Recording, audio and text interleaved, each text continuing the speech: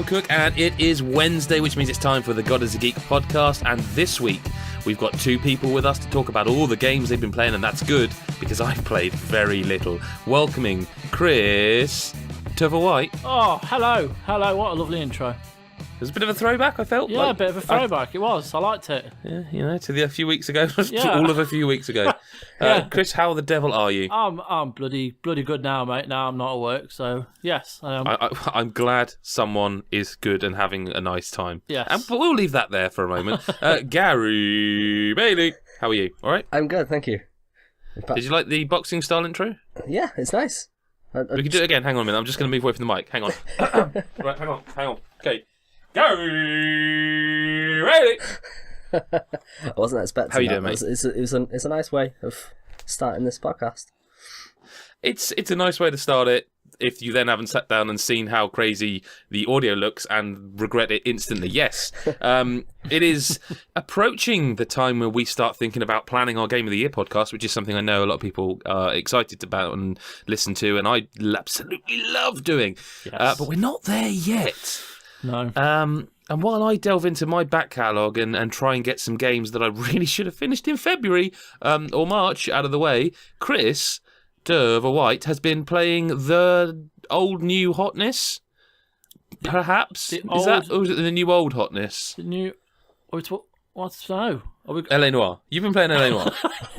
I haven't So I'm played. trying to work out if that's the old new or the new old, and it's late in the day, and I've had a shit day, to be completely honest, and my brain won't work. So there's some behind the curtain stuff for you, Chris. What have you been playing? What do you want to talk about? Oh well, do you know what? I do want to talk about LA Noire because That's lucky. yeah, it is pretty good. I absolutely love the original.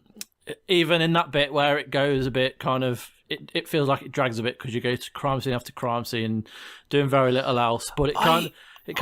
I don't remember this game very well, Chris. See, I'm going to be honest. Yeah. I remember there being a chase sequence near the beginning of the game, Yeah. where I felt like, oh, is this game actually more GTA than I thought? And it isn't. No. And I remember you can't. I was going to say I remember the ending, and I was going to say what it was, but I remember the way it ends Yes. vaguely. Yeah. The rest of it, I remember there being a scene where you go to a strip club and meet one of your, because you keep getting new partners, don't you? Yes, you do. You go. It's. I've Yeah. remembered it, and I would have probably spoiled it because it's this is terrible. This is terrible radio, but that section is the bit that I didn't like Cole much to begin with, but that was a bit. It's like, no, I really don't like this character now. Yeah. Because of my personal feelings towards certain things. Yeah, no, that's understandable. Is that vague enough? No, I know what you mean. Well, I'm not a massive fan of him anyway because Mad Men. In Mad Men, he just annoys me. So I've already kind of got a black mark against him. But anyway, as a game, like it's fantastic. It takes everything GTA wasn't and makes the game about it. You're a policeman and you are upholding the law in every way possible. You're not going around shooting innocent civilians. You're not paying prostitutes to give you a am shandy. You know, you're very much. Sorry, hang on a minute. Not to waylay this point. Did you say hand or ham then? Ham, as in the food. ham shandy. It's just something else. I don't know. It's just something. No, hang on. No, don't say any more, Gary. Which one would you say? You know what? I don't remember this. Yeah, like I can hear that particular saying, but I can't remember which way it goes. Well, it's not. I always thought it was hand. Let me ask. Google. Sorry, Carry on. Sorry, listeners. Right, No, do you know, let's not dwell on silly. synonyms for masturbation. Let's just move on with the podcast, I think. Yeah. Go on, L.A. Noire. no worries. Urban Dictionary has your answer anyway. But yeah, LA Noire. It's a fantastic, to look now. fantastic story. Where you're set at post 1940s. It's like the war, after the war in Hollywood, LA, and the game kind of flicks back to what happened to you during the war and how you during the war and how you ended up where you are. And you kind of, not only are you dealing with a lot of kind of these... I've just Googled it. Yeah, Carry on. a lot of these mass murders centered around I hope our listeners are doing the same, because I googled hand first, and then I googled ham, and the ham one made me laugh a lot. Yeah. We're moving on. We won't do it here. So, oh Jesus, what was I?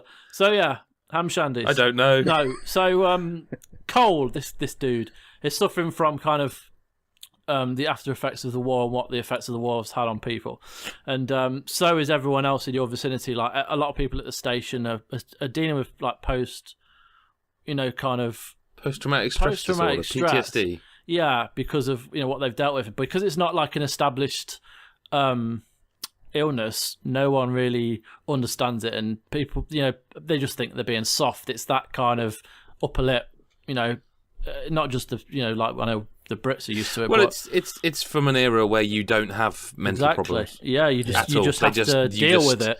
You don't come on. If you'll get over your depression if you just get out of bed and go outside. You'll be fine. Yeah, exactly. Don't nobody take that quote and because I didn't. That's yeah, don't, yeah. But so it's a very well done story. But the kind of the best thing about it for me is the way it's structured. You are rising through the ranks as Cole, just starting off as like some beat cop. Yeah, that's right. And then you get moved to you basically follow different sections of the police force, like patrol and homicide and arson, and you're investigating cases. And there's a case that kind of tethers all the murder cases together. And it's it's no spoiler to say that it's one of the focuses on the Black Dahlia murders, which is a very famous murder case from the 40s, which was only recently solved actually. But it's fascinating how you will go to a crime scene and you'll look at a body, you'll move the arms around or the head around or open the jacket to look for clues. You'll find clues scattered around the crime scene where you have to look at and find information. Then you write these bits of information down in your notebook, or any clues you find or anything get jotted down in basically in a little a list order. And then occasionally you'll go and talk to somebody. Interrogation. Yeah, it's kind of linked to the case, and you've got a list of information, and you ask them questions based on what you're trying to investigate. And so, it was the first game that has used motion capture on all the cast. That's right, facial recognition. No, not facial recognition. What was it they called it? Basically, motion scanned every. It was really expensive technology at the time, wasn't it? Obscenely. It's incredible. It is incredible, and even now, saying it was 7 years ago, it's still impressive. 7 years? Is it really that long? I think it is. What are we into this new gen? Are we 4 years in? 5 years into the? I keep forgetting that. Actually, Gary, before Chris talks about interrogations, there's something I want to ask you. I mean, I presume you played it. I mean, I would imagine you had. Yeah. Did you? How did you feel about it at the time? Because I always remember saying it's the best 7 out of 10 you'd play that year. Yeah. Which it's a good game. Yeah, I think I'd probably go with that myself, because it's it was good, but it felt like I know it wasn't up to the same standard as a lot of the Rockstar stuff. It was kind of. What would be your overriding memory of that game? And we'll see if we're on the same wavelength here. Same wavelength. Probably Cole shouting at everyone, no matter what choice you make. Okay, so we are. So I've heard, because I think the problem was that I remember this, because this is the thing I do remember about the game, is that there were 3 dialogue choices for the interrogation. I don't remember what they were, but what they said on the screen, push or I think one of was like suspect, or it was some sort of their line, so you kind of have to hint it, but you do that and he would just like yeah, and it was like, hang on, that is not what I pressed. I believe, Chris, they have changed that for this game, and the 3. They have. Does it work? So they've changed the names of what they were called. Yeah. So it is a bit more easy to grasp. A bit, it's not as kind of complex. However, okay, he still does. I mean, he still rules. I think it's very. I kind of want to point out that this game is really good in VR, just because there might be people looking forward to playing these VR case files, and you are stood in those crime scenes, so you're looking at the woman's reactions. Like the one bit I did play was the bit at the start, and then the bit with the guy from 2.5 Men In. I can't remember what his name is in real life, but when he's stood outside the jewelry store and you go inside and you talk to a woman, basically you're looking at the woman's reactions. It's a lot easier to kind of see when you're up close. Whereas in the game, it's it may be an old game. Are you? No. You can do that in VR games. That you can kind of you can sort of break the reality by being weird. Like you can get up inside people's. Like there's one game I played where I walked behind them, and then I was in their head. And I mean, I had taken the place of the polygons of their head and could see their eyeballs moving. But I'm guessing they haven't re-recorded the dialogue. Like this is still the same game. I think it's the same game. And so the basically the interrogations. Just going back to them a sec. They've been changed to your response as a good cop, bad cop, and accused. So an example for you. An example for you. Okay, miss, I know this is difficult. Please tell me what you know. I don't really know anything. She looks to the side. Response, bad cop. You're lying, you stupid twat. Okay. Tell me what it is. And then she'll tell you something, and then maybe she gives you another slight side eye, and then you accuse, and then you're like, I know you're fucking lying, so you best stop lying, or I'll arrest you and take you to the police station and throw you in jail, you stupid Because this game had that thing with eyes, didn't it? Where you had to read the facial expressions to know if that... I forgot that. That was amazing at the time. It was. And, no, it is. It still is. That's what I was going to say. Okay, it's just the however. No, I was going to say, however, it's a lot kind of more precise. So I find it better to evaluate a suspect and read them a bit better.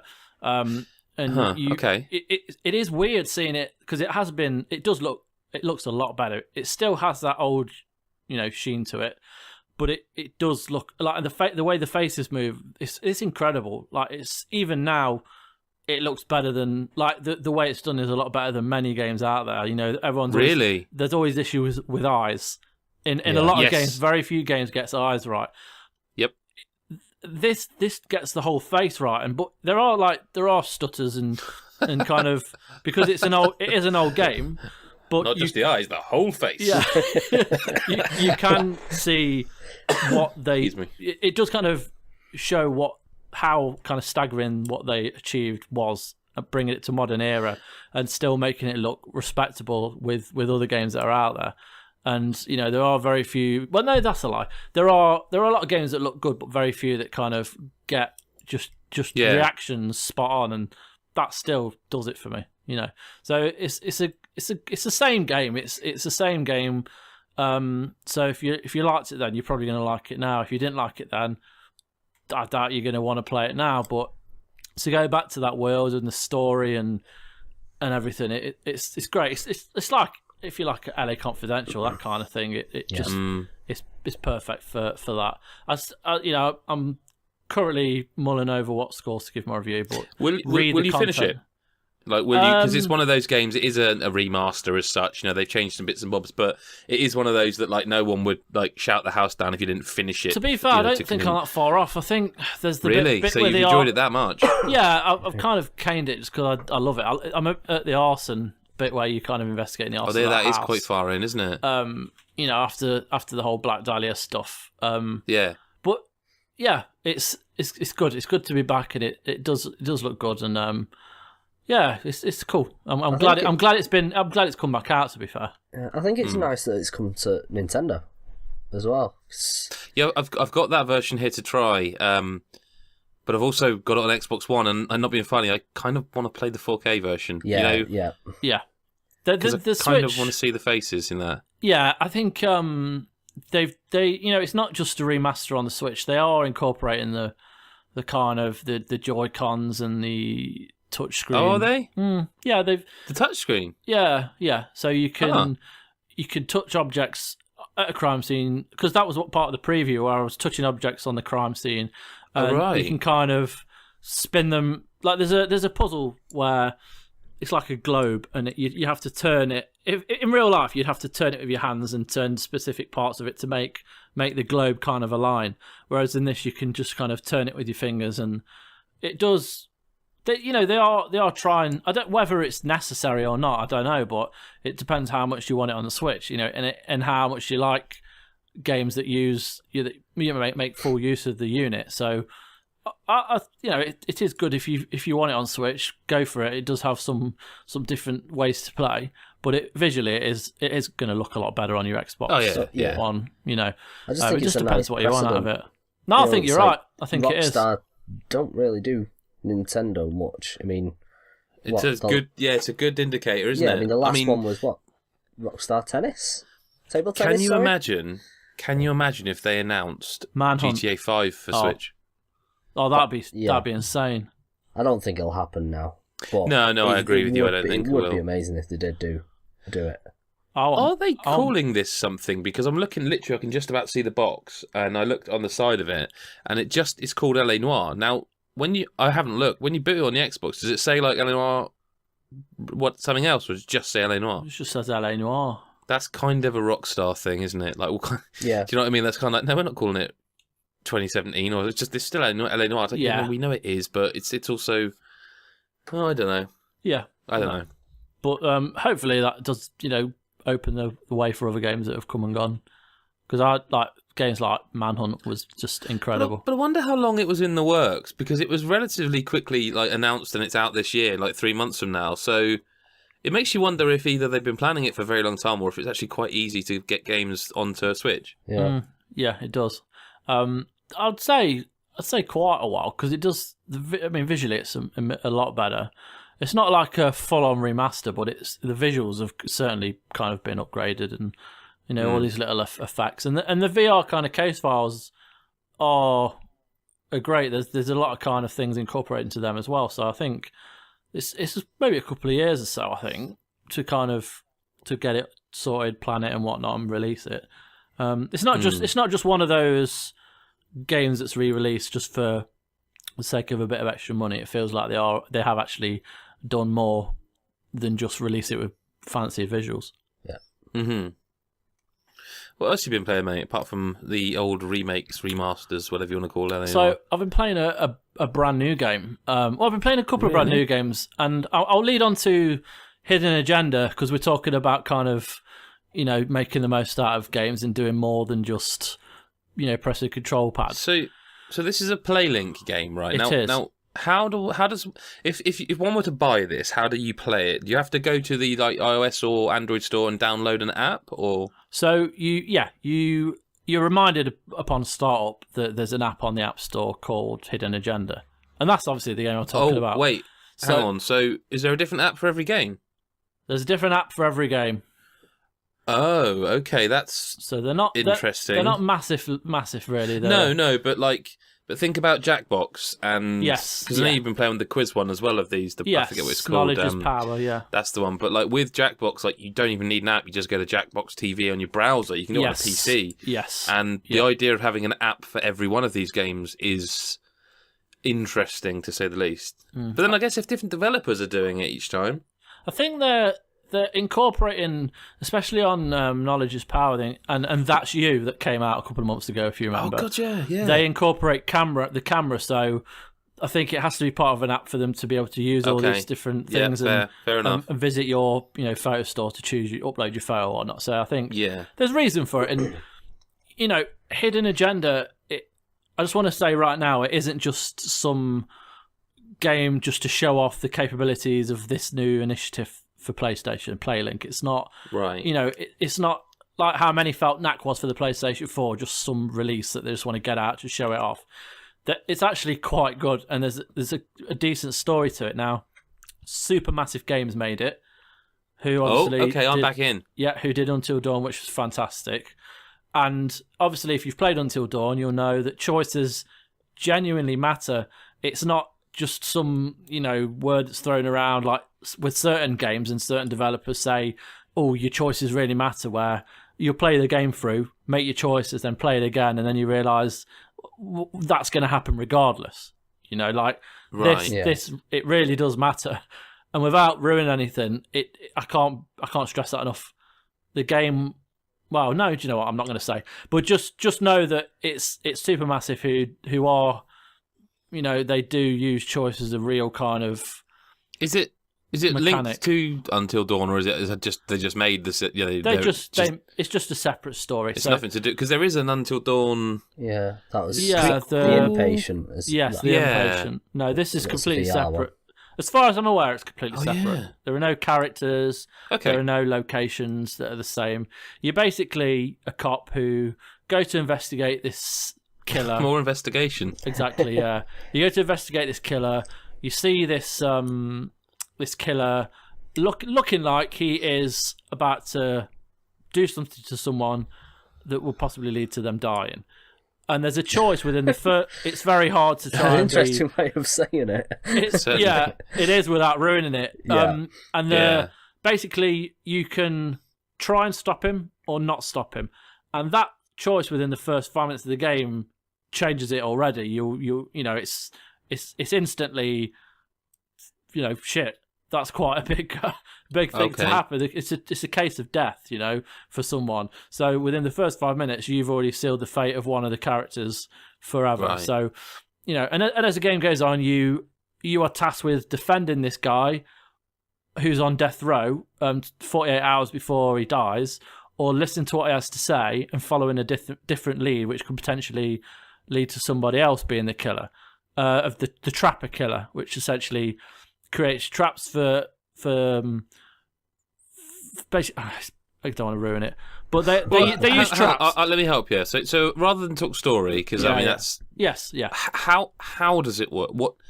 Imagine I haven't because I haven't, but imagine I've not played this in any way and have just downloaded the app. What? So it's completely app controlled. There's no controller in your hand. No controller in your hand. Solely your phone. And all you need to do is make sure that your phone is on the same Wi-Fi as your PlayStation. So it is basically the Jackbox idea that you're connected, or Just Dance or SingStar or whatever. All of them are like this now, aren't they? Yeah, it's actually really smart. You've got competitive mode, or a mode where you can play together, essentially, and try and solve the case of who the killer is.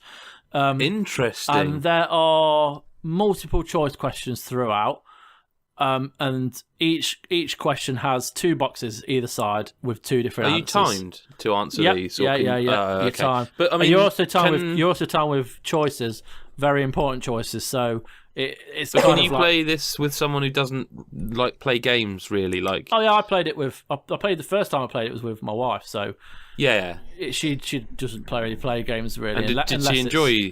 Yeah, because again, the thing I love about Jackbox is that in-laws, everyone who has played it has just got something out of it because everyone's got a tablet, Yeah, I mean, she played Until Dawn with me, so she already knew of the developers, and she loved. See, but when you say she played it with you, do you mean you played you drove, if you know what I mean, and but you chatted about what you wanted to do? No, she had her phone, I had my phone. We made no with Until Dawn.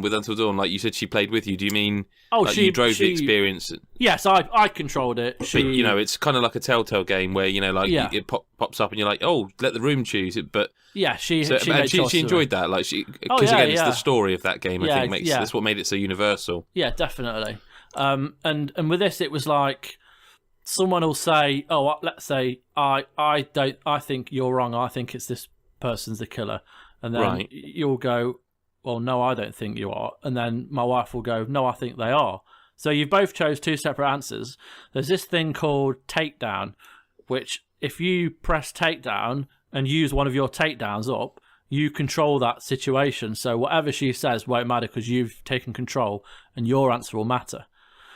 So when it's kind of like quite an important decision, if you press your takedown and use it, she becomes void in the matter, and it's all down to you. So if you feel strongly about something, you can basically click that and take control of the situation. And you only get a certain amount of them, but you do earn them through different things throughout the game. Like there are certain scenes where there are clues that you all have to find, and if you find a clue, you get a takedown. So there's 3 clues. If you find all 3, other than the people you're playing with, you get them all. So you've got more chance to control the situation throughout the game. And with certain sections, there is a question at the start of the section that they'll say something like, which of you is the most trusting?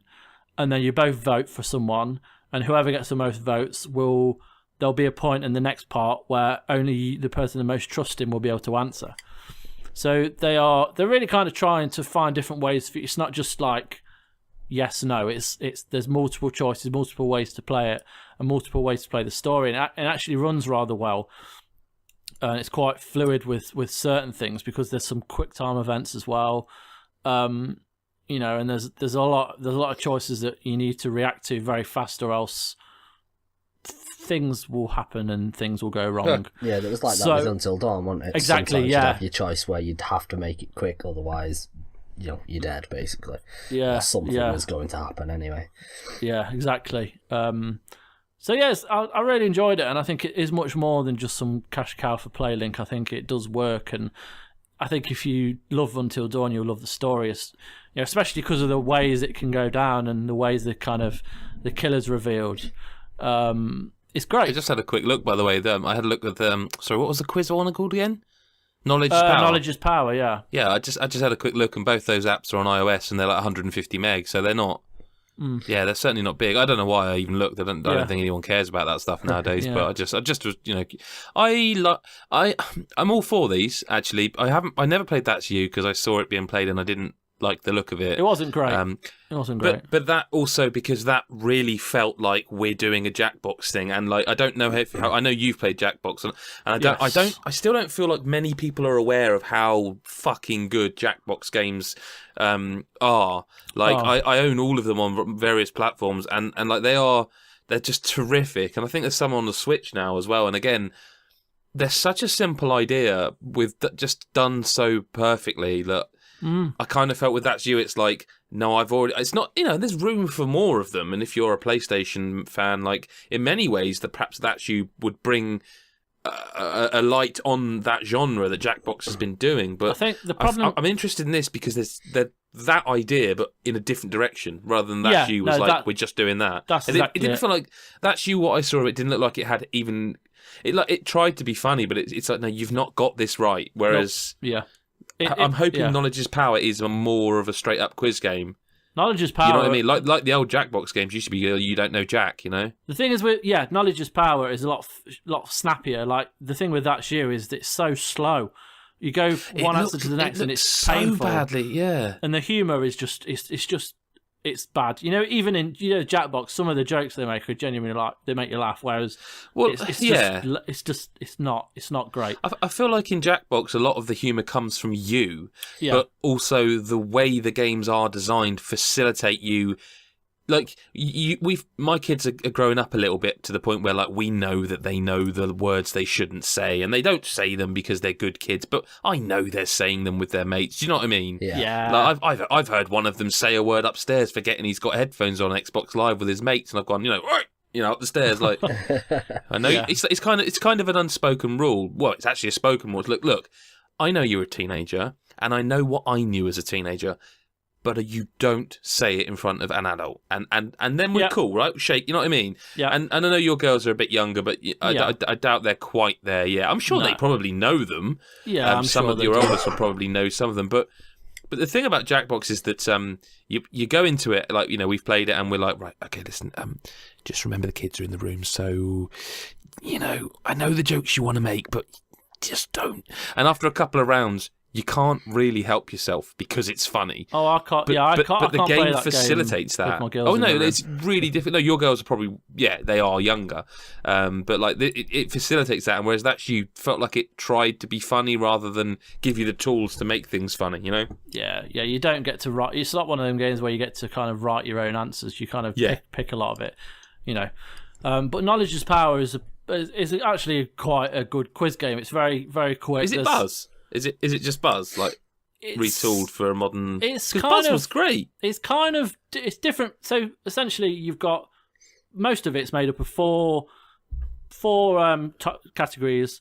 You'd both go to a category, and then you'll go through to that category. If you pick different categories, there's ways to choose between. So they can do a random pick, or you can then override your friend again and pick the one you want, and then you go through. And obviously, each question has 4 answers. But before each question, you get to pick kind of like something that will help to put them off getting the right one, or something that'll stop them from clicking the answer right away, such as there's like this thing where you can click ice, and the freeze, it kind of freezes over all the answers, so you have to tap away at the answer to break the ice to get through to the question, to the answer. There's another one which puts these little like red fluffy creatures over the answer, so it blocks certain letters, so you can't quite read the right answer. Or there's another one that, you know, if you press it, I think you get electrocuted. So it kind of tries to make it a bit different. Towards the end, it gets a bit annoying because you're sick of doing it. But it's still good fun. And then between all the kind of standard questions, there's like ones that make it a bit more fun. Like one of the rounds which I was quite impressed with that I won was, is it a Beyonce song or is it a Rihanna song? And then they like ask you give you one, you flick it into which person you think it is, and it will give you like 10 or 15 of them, and at the end you'll see who got the most right, like who got the most Beyonce ones right and who got the most Rihanna ones right. Stuff like that. Is it online, Chris, or is it like the local only? I haven't tried it, to be fair. Okay, I think just intrigued to see if we could play online or something. It would be pretty cool. We'll have to have a look into that, but it's just good fun. You can play up to 4 people. Yes, it's good. It's not quite Jackbox, but it's a good substitute if you want that that simple quiz game, because there's a lot of bad quiz games and not very good quiz games out there. Like Trivial Pursuit isn't great. But this is actually quite fun, and there's a lot of different questions. You mean the video game, right? Yes, no, the board game's immaculate. Like, I love it. I was going to say, steady on. No, the one on the PS4, like it's not amazing. But this is good, and it's certainly worth giving it a go if you like like a quiz game. It kind of falls into that Jackbox category. You can play it with anybody. Yeah. Certainly worth a go, mate. What else, mate? What else have you been playing this week? So I've been playing a lot of Lego, but I've also been playing a lot of Battlefront 2. But I'm going to talk about Lego because I feel that will bring out the good in me. It's a very fun game. It's basically Lego Marvel Superheroes 1.5. It doesn't feel monumentally different. Right, because I was going to ask you because at the moment TT Games are in a weird spot because they keep sort of doing like these games that you don't expect to be amazing. That like so Lego Ninjago, the movie Lego Ninjago, the movie video game. Yes. I think it was called. Yeah. Surprised me by how much it changed the formula, or at least the style of the game. Yeah. And so you kind of think, well, are they gonna do this more? But it sounds like Lego Marvel Superheroes 2 is, like you say, 1.5. I think it doesn't go down that route. It's not what I'm saying is it the kind of, wow, this is a bit of a surprise, I wasn't expecting this, or this is a Lego game. Yeah, this is a Lego game. Okay. But it appeals to, it certainly appeals to fans of the comic books specifically, because it basically there are a lot of kind of, like, you play as the Defenders. So if you're familiar with Netflix Defenders, that's like Daredevil, Luke Cage, Iron Fist. They're all part of one mission. And then there's like the Avengers. So you've got Hulk, Iron Man, Captain America, Thor, and other kind of familiar characters like Spider-Man and whatnot. But there's a hell of a lot of characters from the kind of the comic books that I've never heard of. People that are like in Wild West spin-offs that feature Marvel. Like, there's a guy called Captain Colt who's like a cowboy, completely random. There's like villains called the Presence. Wait, are you saying this is a hardcore Lego game? Because I don't know who you're talking about, but Gary is a big fan of the superheroes, so I think it's a game for, because a lot of the locations are very much familiar. Name 2, and I'll tell you if I know it. Well, so Asgard, Asgard. Yeah, okay. You'll know, obviously, Manhattan because it's part of the game. I mean, it's a real place also. Well, yeah. You've just shattered it now, though. People thought that Asgard was real, but now, like, shit, it's not. I mean, Asgard might be, I don't know. But Egypt. You know, Also Egypt. a place. Also a place. I believe. Ubisoft made that place for Assassin's Creed. So All right. Yeah. No, that's true. But didn't exist before that. I believe. I believe it's a new discovery. The whole of Egypt. I am glad they've brought in the characters that people don't necessarily know. Like I wouldn't know most of them either. No, because it's just, I think the first game it was going off the whole hype of the Avengers and the Marvel Cinematic Universe. So I think it's kind of nice that they're going a bit more towards the comics, doing something a little bit different. I think you're right. You've watched Guardians, haven't you, Adam? The first one, yes. The first one, yeah. Hang on, the second one's out. Second one's out as well. Yeah. I don't want to be the guy that says this, especially with you two, because I know how you two feel about the sort of Marvel, DC, the whole superhero movie franchise thing. I like them and I enjoy them, but I have to confess that I am not up to date on most of them because there are fucking loads of them. And, like, people are like, have you seen the new Thor? Wait, which one is it? I don't think I've seen the one before that. Like, I don't think I've seen the most recent Captain America. I don't think I've seen Guardians 2 now I think about it. I really enjoyed the first one as well. I struggle to go to the cinema when I'm not working, so I never watched. Which is quite funny in some ways. I know. I never watched Guardians 2 at the cinema. I watched that about. Oh, I wouldn't go to the cinema, Chris. Like I'm sorry, mate. I can't remortgage my home to see a film. I know. Hey, if you live near one of mine, I'd let you go in for free. Don't you worry about that.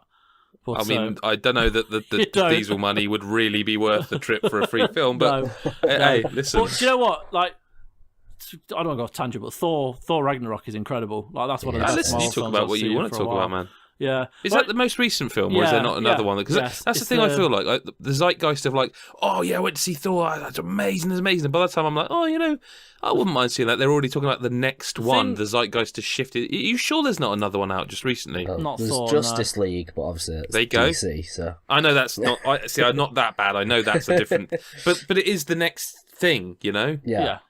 Do you know what though? Like, I'm kind of a bit worn out with Marvel. Like, I know Gary's a big DC fan. Yes, I am. I'm kind of I'm more excited about the DC universe than I am Marvel at the minute. But if you're saying that, if you're saying you're worn out with Marvel, imagine, and I know you're a super fan of the whole, like, comics, the movies, the games. Imagine how someone like me's feeling. Like, it's not even that I'm worn out. I can't keep up, man. Yeah. Like, I don't even. I never even finished the first Lego Marvel superheroes. I enjoyed it, but I didn't. Yeah. I didn't finish it. We've not seen anything more on the games yet, have we? The Square Enix Avengers thing project. Forgot all about that. So yeah. I wonder if that'll kick off again when the Infinity War comes out next year. Because there's a Star Wars game out. Yeah, we know there's a game out, Adam. There's a Star Wars movie. The new movie is out next. When is it? Next month. Usually, 13th. And I still haven't seen Rogue One. And I haven't seen Thor, and it's like I feel like the movie zeitgeist is always moving on so quickly that. Mate, don't worry about watching Rogue One. No, I really want to because I like Star Wars movies. I know, but I do. But I thought it wasn't great. I enjoyed it. I'll be honest. I didn't like her much. Felicity Jones. She's just a bit kind of snotty and a bit like self-righteous. And that's there's a lot of strong characters in the Star Wars world. But she was just a bit like, I don't know. I don't think it was the actress, because Felicity Jones is a really good actress. Like, she's been in some good films. But I don't know. I just didn't get on with it.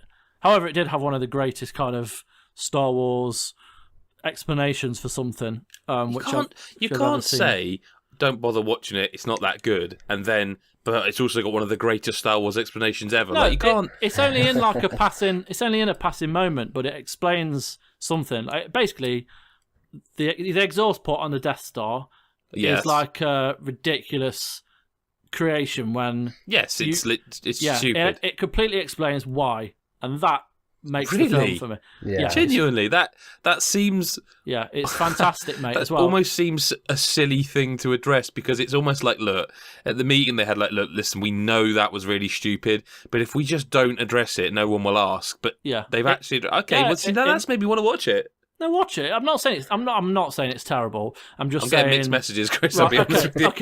Okay. So the Star Wars. I'm confused. The Star Wars films, like the original trilogy, The Force Awakens, I adore. I don't like the prequels. I'm going to be one of those people. Chris, I'm not saying tried watching them. No, I'm with you. I tried watching them. I think last year. No, it might have been when episode 7 came out. I tried to watch all the Star Wars films, and I did them. I did 4, 5, 6, and they've aged brilliantly. They're still just good films. And I tried to watch 1, 2, 3. I just couldn't. I could not get through one. I actually paused. I might have told this on the podcast before.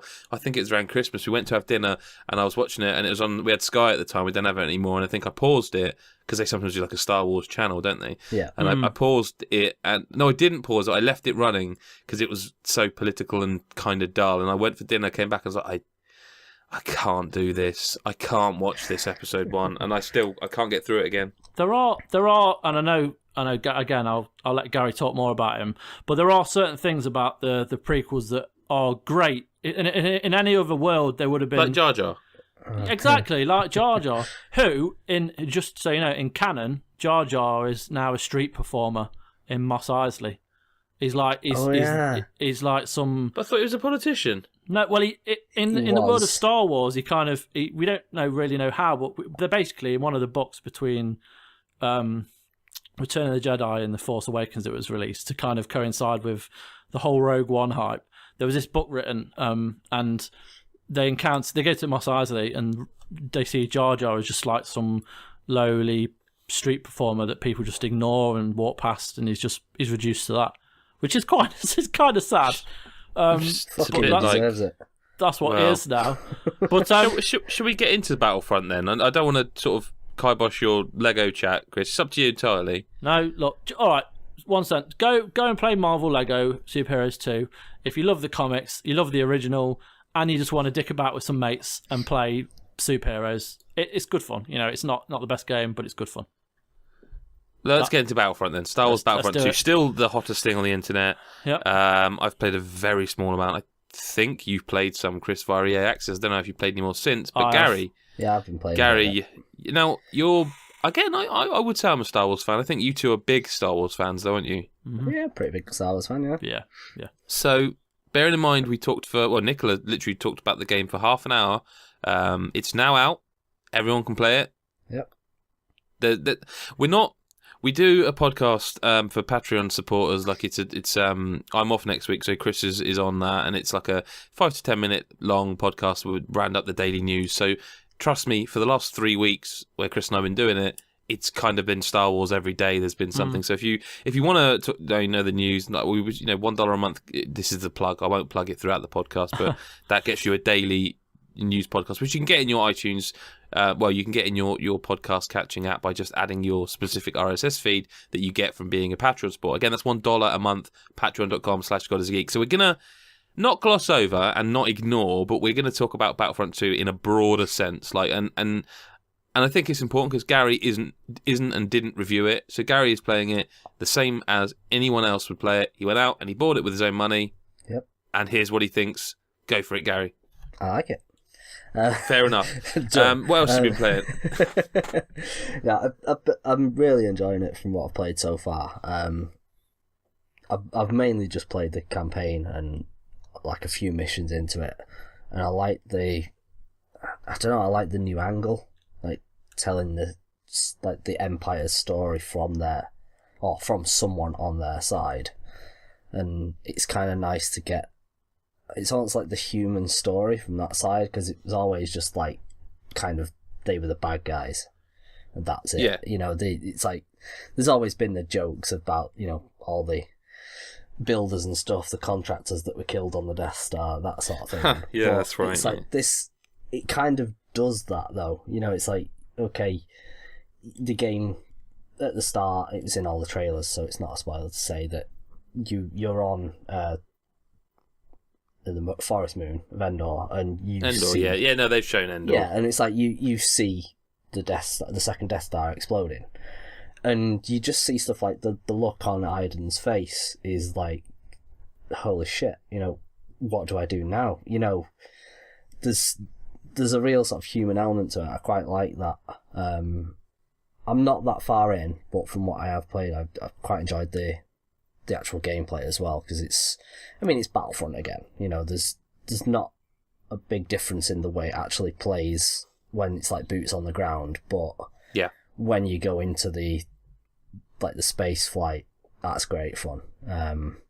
It's gorgeous, isn't it, the game? Yeah, oh god, yeah. I was quite taken aback by it, actually. I don't know why, I wasn't expecting it to look as good as it did.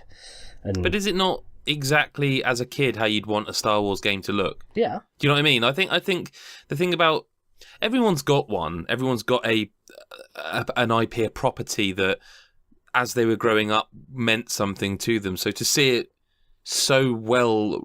I'm not talking about gameplay, because, I haven't played enough, but in terms of visual aesthetics, how it looks and sounds, to see that rendered the way video games look, and DICE, let's be fair, that that Frostbite engine is made for this, this kind of game. It's gonna stir the loins a bit, I think that's totally fair that you would take you back, because if it's that good looking, Yeah. No, that makes sense. I hadn't thought of it that way. But yeah, no, it looks stunning. I mean, I've played a little bit of arcade as well. Yeah, same. And just seeing some of the stuff there is really nice. Like one of them, is it Camino? From episode 2, where all the clones and that were born. Yeah.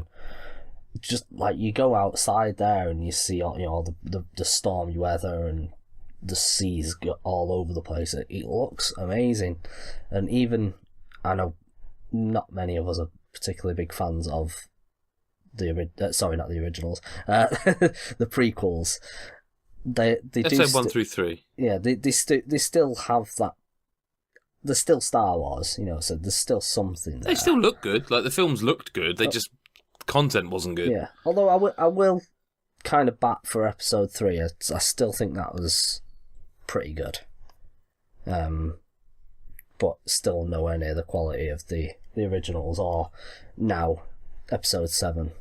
So that's the other thing. Like, nowadays, people retcon stuff real quick. Like, it was the whole Bioshock thing. Like, once, oh no, Bioshock Infinite isn't actually good. No, it still is actually. Yeah. Same thing with episode 7. Like, I have no problem with that film. It felt very much like a remake, but a really enjoyable one. I watched it several times, and I don't do that with films. I thought that film was really good, and Yeah, I loved it. No specific point to make here. I don't know why I'm telling you, really. It's good. It's good actually to see like the characters from the new stuff making an appearance as well. And it's kind of like Uncanny Valley a little bit as well. 'Cause, I mean, like it's Rey.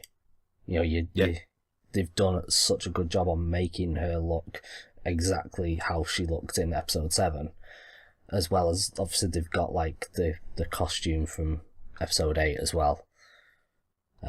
Doesn't seem to do any. I don't think there's any differences.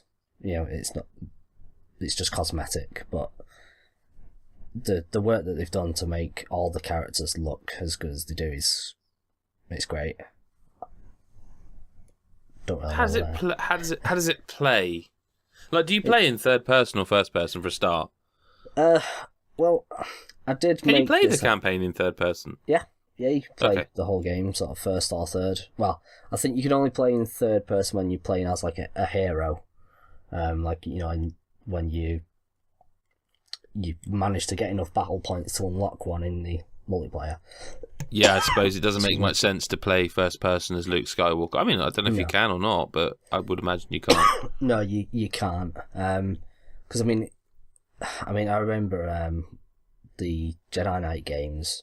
It's like the first one, and I don't remember if you could in the third one, but I think the first and second you could play like first person still with the lightsaber, and it never quite worked. Even though the games are still great, you kind of need a bit more spatial awareness when you've got a lightsaber. So it's like, go into third person. Same goes for like Boba Fett as well, I think. 'Cause, when you've got a lot of like upward movement as well. But yeah, I mean, if you've played the first Battlefront, you know exactly how this one plays. It's exactly the same. It's just that, I don't know, it just feels a bit tighter. And like I said, the flight stuff is so much better. 'Cause I couldn't fly for shit on the first one, and same goes for like the Battlefield games as well. Actually, when you get your flying vehicles on that, I've just got no chance. I'm straight into the floor or a building or whatever.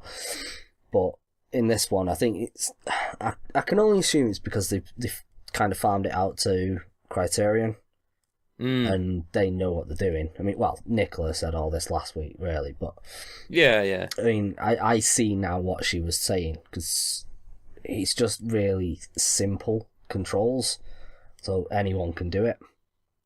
And right, I think when you're flying around in space and there's debris everywhere, you need that sort of instant movement, because if you hit something, you explode, you die. You need a bit more. I don't really know, like the direct feedback, I suppose. It works really well. It's just fun. It reminds me of like Rogue Squadron, which kind of makes me want a new Rogue Squadron now. But get Criterion to make it. But is it as good as Star Wars Jedi Knight 2? That's the question. Because that game, did anyone remember that game? That was a fantastic game. That was fantastic. I still think that the third one, Jedi Academy, was really good as well. But I mean, I'm not far enough into the campaign to say whether it's as good. But it's got the potential. I mean, the story, from what I've seen so far, is very interesting. It is. Yeah, like I say, not just because you're now seeing the Empire side. It's just a few other bits and bobs that you see. You're getting like a new perspective on it, and I'm interested to see where it goes. Will you play the multiplayer? Like I know you were saying about you were in it for the story. Yeah, I'll give it a go. I mean, you drop a bit of money on the game, you want to play all of it, kind of thing. I mean, I'm terrible at online shooters, so I know I won't do very well, but I'll give it a go. Should be fun anyway. Hopefully, I won't come up against like Nicola and she just destroy me. It's a lot of fun. The multiplayer. It's like it's not just the Galactic Assault. Like one of the best bits is for me is the heroes versus villains, which I've kind of played much more than any of the other modes. It's essentially Overwatch, but just characters from Star Wars. So you go out. My first game was. I was left with Bosk. Now, if you're familiar with Star Wars, you know he's not the most extravagant of villains, especially when you stood next to Kylo Ren, like Darth Vader and Boba Fett, versus Rey, Yoda, Lando Calrissian, and Han Solo. So, you 4-on-4. You've got all your abilities. Everyone's got theirs. The kind of aim of the game is the first to, I think it's 10 or 20.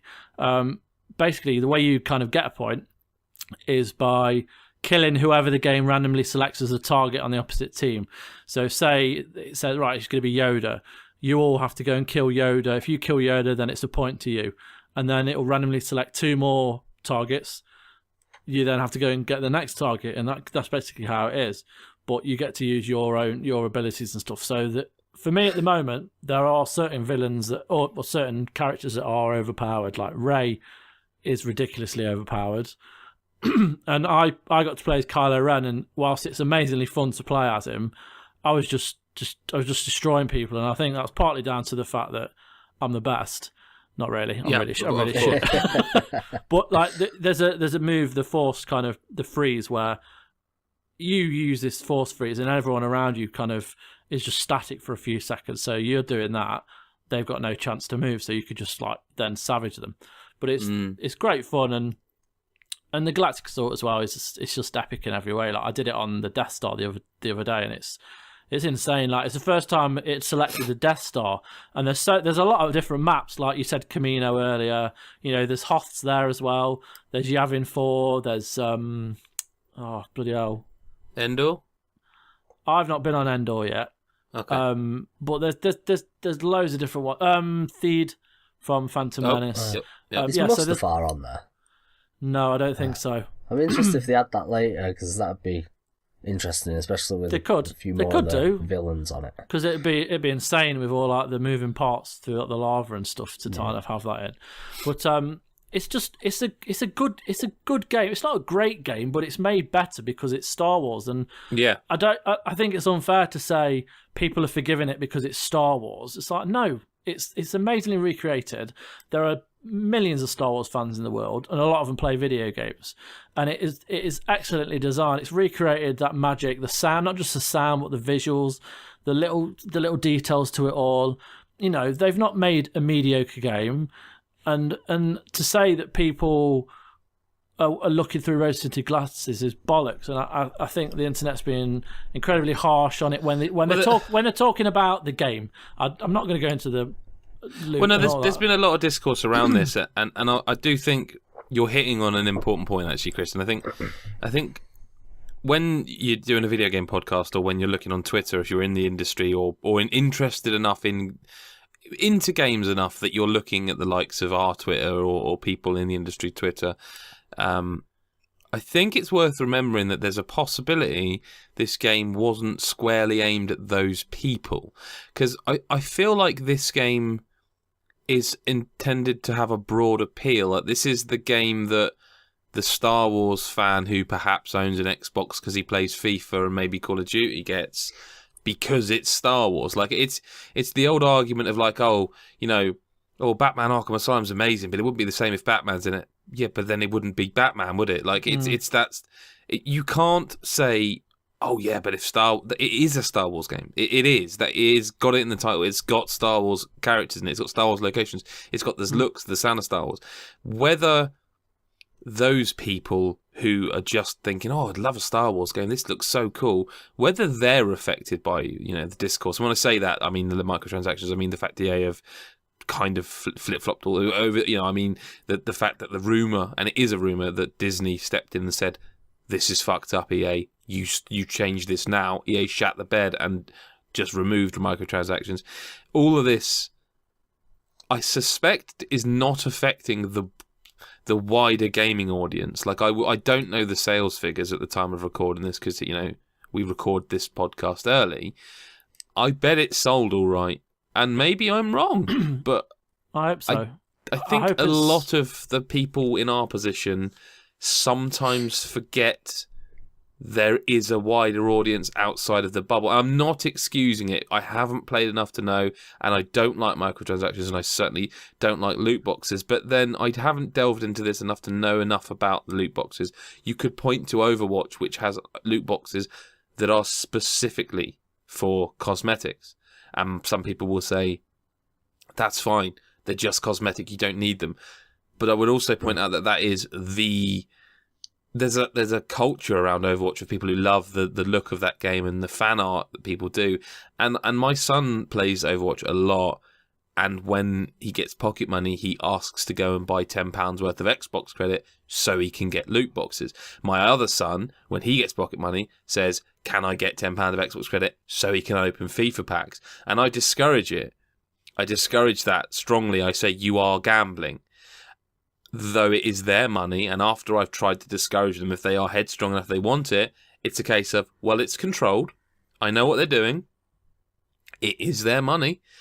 I've told them I think they're wasting it. I've explained that this is how these companies get you. But the option's there to do that or to not do that. And I think it's a weird situation, because like, we're talking to probably the hardcore right now, the hardcore people who love games enough to listen to a gaming podcast.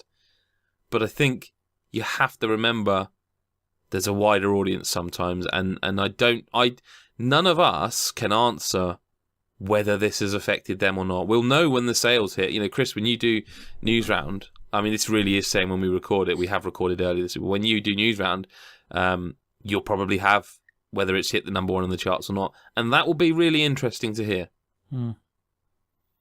I don't know. It felt doomed, this game, in the same way Mass Effect Andromeda felt doomed. And I didn't particularly like. Surprise. Well, yeah. I mean, I must admit, I don't think Andromeda's that great. I know you enjoyed it. I know Nicola enjoyed it. I don't think it's that's it. great. It wasn't the best game I've played this year by a mile. I don't think it was shit, but I think it was quite average. I think it got a lot of. it got a lot of hate it didn't deserve by a mile, and it's like there's this horrible poison. So, and it isn't just people in our position. It's like, for example, EA get a lot of shit. I went on to not just EA's, like EA were doing a competition, EA Star Wars on Twitter. Oh and god, they were you like, didn't look at the replies, did you? They were like, win a copy of Battlefront, and they were like, oh yeah, great, win a copy of Battlefront, but then spend $2,000 to get everything, and it was just horrible. But then IGN posted a little video, and it said, who do you play as on Battlefront? And there were comments like, I don't play as anyone because it's fucked, it's all shit, it's shit, and it makes you wonder how many people that have written about it of then being lapped up by people that are just trust their words. And there is always an element of that though. There is an element of writing for your audience, I suppose. Play the game, play it, and people say it's not worth £50. Well, I fucking would pay £50 for it because every world on that multiplayer is amazing. Every part of that multiplayer is good fun. I love the story. It's not the best. It's not. It's probably a 7 or an 8, but I love the way it looks, and I would pay the money just for that. You could then go and look at The Order and look at Journey, and these are all £15, £20 for what, an hour? Oh, it's not value for money, and it's not very long, but it is to me. I would say that if you wanted to have a go at EA for something this year, it would be FIFA on Switch. That would be the one I would be cross about, because that is a game that people were so excited for, and is a drastically inferior version of a game that actually this year I reviewed it and I thought FIFA 18 is a terrific game, genuinely really good. So to get such an inferior version of the game, and yet that seems to have gone unnoticed. That seems to have been like, but it's on Switch, and I find that peculiar that people are willing to say, well, but we know the little old Switch, it can't run games that well. It's like, right, but then that's not really a good enough excuse for people to say, no, it's still an 8 out of 10 or whatever score you give it. Like, to me, that isn't a drastically inferior version of the game. That's the thing that's made me, and also them shutting Visceral has made me cross. But then more's come to light on that I suspect the reason Visceral got shut is because I think it was Nexon had wanted to buy Respawn, I believe the story goes, and EA have got an option in the contract to first refusal. And I think what happened is that, again, I'm going on what I've read and what I've heard. It sounds like EA realised they were going to lose Respawn to a competitor, so took that option. But it wouldn't surprise me if a byproduct of that was, well, we have to shut one studio. We can't just buy another one for all this money. And that sucks. That fucking sucks. Yeah. I think EA are in a really weird position right now because they make it's a mark of how much the games they make people care about. Like that Star Wars, people care about. FIFA, football, they love it. Like EA do make games that people care about, which means, and fucking hell, I've learnt this lesson today. You can't please people all the time. I don't know where they go. I don't know what EA do, because I do feel like no matter what they do, they're the kind of, this is what Ubisoft went through for a while, but this seems like a real severe version of it, and I don't know what they can do to change public opinion right now. No, I don't. But we should move on. We said we weren't gonna, but we have. Gary, what else have you been playing? Hand of Fate 2. The sequel to the one that I assume only I played. Yeah. Yeah, I mean it's quite a bit of a tangent, really, compared to the stuff we've been talking about. But it's a weird game. Well, the first one was a weird game, but a good game. Yeah, it's quite an odd one to sort of review, because there's not really like a story or anything like that. Because it's, the way I see it, it's almost like you're playing a D&D game. But, are you still in a room with a tarot reader kind of guy? Yeah. So It's like you're playing a video game in which you are playing a kind of D&D game. Yep. It's a really weird one, but it works. And, you get decks of cards. You unlock cards for doing challenges in the game, and then you can choose to put those cards in your deck for like the next challenge. And then it's kind of, you're on a table with a little figurine of you, and then a series of these cards face down, kind of like in like a path, which can diverge and that you can go on different paths, but each turn is you land on a card, it turns it over, and it's either a new card or it's one that you've had in your deck, which then has, like, one of them can just be like a general store and you can go in and buy like food and stuff like that, but others are a little bit more like combat oriented, or there's ones like an overturned wagon and like a woman screaming for help. You can go up to that, and if you decide to help her, you then have to roll dice, and if you don't get the required number, it's then I got you, I'm not really in trouble, in come a load of guards, and or not guards, I suppose, like her heavies. This sounds identical to the first game. Maybe it is then. But that's it, you jump into combat. Yeah, third person, like almost DMC. Well, no, Arkham style combat. Yeah, I found it's very Arkham, even down to the little green icon you get, which is like for block, and red one for an unblockable attack. Yep. But it's funny. Well, I mean, the combat is a little bit awkward. Bit simplistic, if I remember correctly. Yeah, but it's fun enough. But I just think like the concept of the whole is actually quite a bizarre one, and I'm surprised it's not really been noticed by anyone. Well, not this now, because the time of year is... Like, what a stupid time to put a game out. No disrespect to them. I mean, they maybe had to put it out, I don't know, but... Yeah, you're releasing basically like the same time as Star Wars Battlefront II for a start, and then the new Pokemon, and just like right after the biggest kind of part of the whole year, and you bring out this game which nobody really knows about except maybe the people who played the first one and enjoyed it. And it's like, when did the first one come out? Oh, a couple of years ago now. A couple of years ago. 2 years. I think it was an Xbox Live Games with Gold at some point, you know. Eventually. I got a funny feeling it was. Yeah. Or PS Plus, one of the two. Okay. It's a really unique, weird game. Yeah. It always looked a bit low budget in terms of visuals, but... It reminds me of like the old Baldur's Gate style, you know, the Dark Alliance ones on console. Yeah, that's that kind of good visual shout. style. I mean, it doesn't look like good, if you know. It looks good in like an artistic sense, but yeah, it's not Battlefront 2 again. Like back to that one. You know, it's but to be fair, you know, the budget is a lot different. Yeah. I mean, I just keep coming back to it. It's a very hard game to kind of quantify. You know, but it is fun. You know, and it's worth people giving it a chance. But I just don't think that'll happen. At least not until it like drops in price in an inevitable sale somewhere down the line. Bit of a shame. Speaking of giving games a chance, like we'll move on. Well, we'll finish up soon actually, but I've been playing Horizon Zero Dawn again. I'm not the DLC. I said the other week I had I think an 8-9 hour save. I said, that save since the last podcast is now just under 20 hours. So I've put 10 hours in this week. Yeah, I don't know. I don't know if it was the weird pressure of feeling like I had to get it played, but now I'm just playing it at my own pace.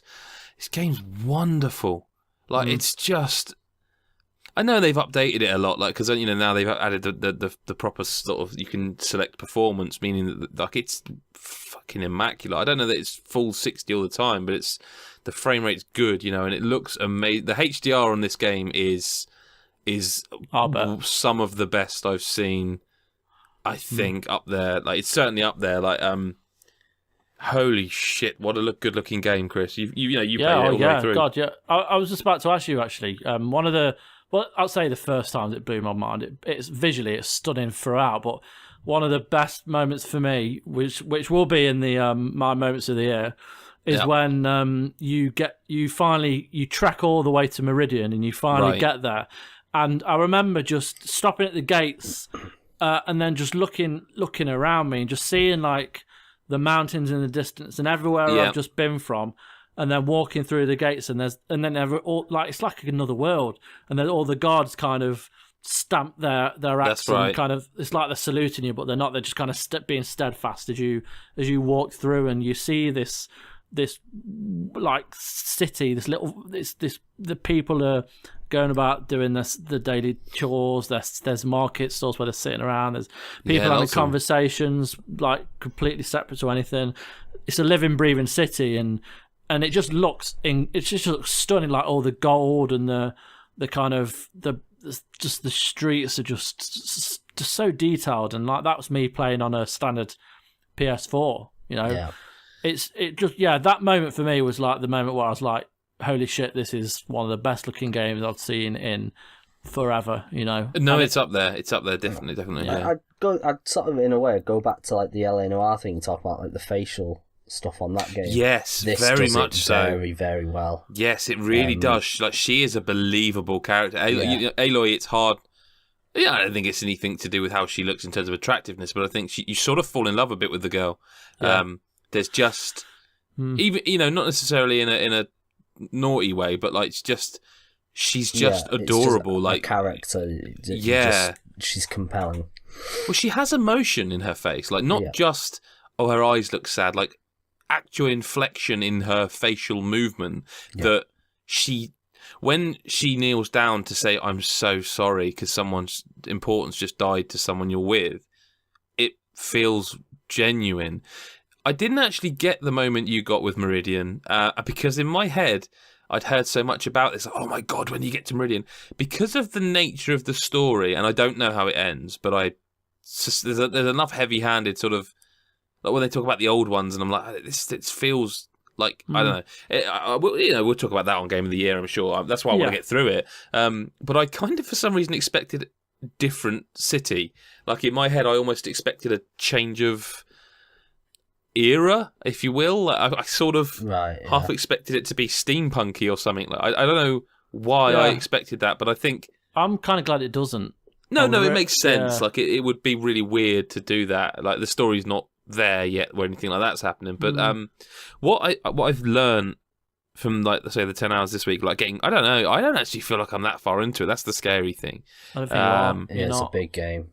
Yeah, it really is. I haven't finished it yet. I'll tell you what, saying you're playing for 20 hours and you're only there, you've got... Well, no, I've done a lot in Meridian. No, but what I mean is, like, because I had to play for the review, so I had to blitz it, so I didn't get to do what you're doing, and it's great that you're at 20 hours, and I mean, there's a hell of a lot of story, mate, so that's my slight concern. Which is good. If you're going to dedicate yourself to an open world game, then this is the best one to do it. Well, for the first time, I've just done a mission where for the first time it felt like there was progress in the story. Like, I don't really want to spoil, because there's often multiple main quests happening. Like, I've just done... Yeah.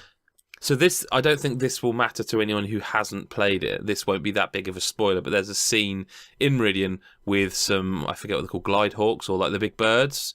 Oh, yeah. Yeah. So I've just done that, and then I went off and did the other main story mission, which reveals a bit more about where you kind of have to go next to discover what happens. So I feel like I am making progress, but I also feel like it's way deeper than when I first played it. It's way deeper than I first realised. I kind of was just like war of attritioning the enemies. Like I was just like, I'll just shoot them enough and they'll fucking die eventually. But I realised now, like, actually, no, make use of your focus. Get perhaps 2 or 3 arrows on and aim your fire arrow at that canister. Like, so the what they call snapjaws, the alligatory things, crocodiles. Yeah, they are a perfect example because like they're vicious bastards. But if you get the jump on them, you can put 2 or 3 fire arrows into those little yellow canisters, and they'll just blow up. And sometimes take another one with them, and that depth sometimes makes the game difficult. Like when you're being attacked by 3 or 4, like it's about preparation. If you know what you're going into, you can bring up your notebook, have a look, and go, right, okay, so I need that. Okay, cool, we're in. I got it. I know what I'm doing. Sure. But there are so many mechanics. There's so much depth to the combat that sometimes I find myself a little confused as to what I need to use, like the tear damage, like and certain terminology, like it's asking me to do this kind of damage to this kind of thing, and it's like I'm not sure I 100% know what it is. Minor gripe because I'm really enjoying it. And the other thing I would say that's kind of annoyed me is that you get every time you get like a new weapon or even a stronger version of an existing weapon, it opens up tutorial quests. And for example, like you've got a new weapon that does. Just trying to think. Well, I've just got a slingshot that throws bombs, and it's like kill 3 enemies with this bomb, do this with this bomb, and do that with that bomb. But you have to manually select that quest for it to count kills with it. Like if you could get 20 kills with a bomb, none of them count towards that quest 3 because you haven't selected that as your current quest. Yes, yeah. And that I find a bit frustrating because I know it's cheap and easy way to get 3,000 to 4,000 XP. That's a significant amount of XP, and I feel like it should kind of be tracking that stuff automatically. Yeah, and just definitely. go, oh, you've done it 3 times, well done. That's you. You've automatically done that quest, not you, or at least let you set a sub quest or 2. You know, Yeah. it seems. I know it's a small complaint, but it's a valid one. It is. I definitely think it's a quality of life improvement that I'm a bit surprised they haven't added in these 8 months, 7-8 months since it came out. Yeah. It was February. End of Feb. Start. I think it was February we got review code, and it was Yeah. actually out in March, March wasn't it? first, That's why I keep saying February, and people have gone, does he play it in February? Because we had it early, obviously, and we had a couple of copies, and I've been playing it. It's a surprisingly easy to get back into game, actually. I was expecting to boot it up and be like, I've lost it. I can't play this no more. I thought that with the Frozen Wilds because I was like, oh shit, I'm gonna. But yeah, it is. It's just getting used to all the the what everything means again. Climbing up the long necks is still fantastic. Like it's a really unique take on, they're moving towers essentially. And I got to one where it was like right in the middle of an area where there's just like 4 different types of the enemy. Like, shit, how am I going to get on that? And there's obviously a very clear point of jumping on. And I managed to just sneak up there and just sit there. And I'm watching this long neck walk slowly round, thinking, one of them's going to spot me. One of these enemies is going to spot me. Because the birds are buggers as well, because like they can obviously see you from above. And they're also quite difficult to aim at, you know. I don't know. Yeah. We'll definitely be talking about this in the Game of the Year podcast, but I am hopefully going to finish it because there's not a lot else. It was either that or start Assassin's Creed, and I would want to do that. But I figured I've got 9 hours in this. I should at least see if I can get back into it before starting another 40-hour game. And I'm like level 27 now, 20 hours in. I feel like I'm trucking. You know, I feel like you are. Yeah, you're doing well. I'm really enjoying this. And I kind of want to. It's got that thing where the map's very full, and I know a lot of that's just like, oh, this kind of enemies here. The other thing, again, minor, perhaps silly complaint. I kind of wish they just called them like crocodiles and bulls and giraffes, because I keep forgetting, like, you go to those tutorial quests, it's like, do this on a snapjaw, a long neck and a long tail or whatever. It's like, I can't fucking remember what they are. Like, just, you know, it's daft, but no. Hey, listen, in news to absolutely no one, Horizon Zero Dawn is a very, very good game. Sure is. All right, thank you, everyone. That's kind of it. Thank you, everyone, for listening. We will be back next Wednesday or earlier if you're a Patreon supporter. And yeah, we're starting to discuss when we're going to do Game of the Year. We're going to, I don't know. And sometimes some years we've put out like just one huge 6-hour podcast.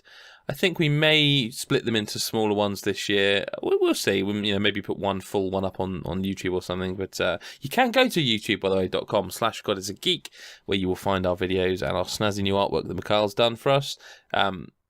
Chris can be found at First Avenger 83. Gary, you're at Blue Fury 47, I believe. Yep. I'm at GBSF, of course, at God is a Geek, and basically type God is a Geek into most search engines. You'll find our Facebook, our Twitter, the lot. But yeah, again, not to double pimp it, but patreon.com/God is a Geek for a daily news podcast in audio form, early video access. We talk to you on there. We've got a Discord channel that, to be fair, no one really uses, but it's there. It's there if you want to use it. All that remains to say is thank you very much for listening to this podcast. We will see you or speak to you next Wednesday, or whenever you choose to listen. That's it. Chris, Gary, me, say goodbye, everyone. Goodbye, everyone. Bye, everyone. Catch you later.